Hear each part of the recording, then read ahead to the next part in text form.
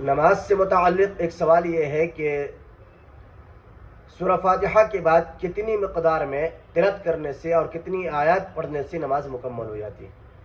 تو دیکھیے، سورہ فاتحہ کے بعد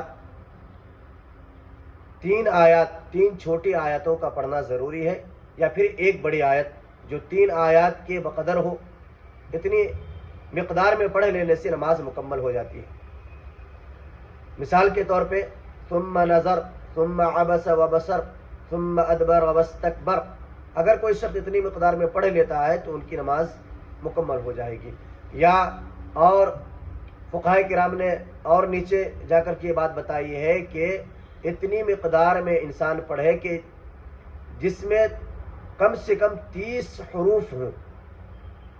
30 حروف پائے جاتے ہوں، جن آیات کے اندر اتنی مقدار میں پڑھ لینے سے واجبی مقدار مکمل ہو جاتی ہے اور نماز مکمل ہو جاتی ہے۔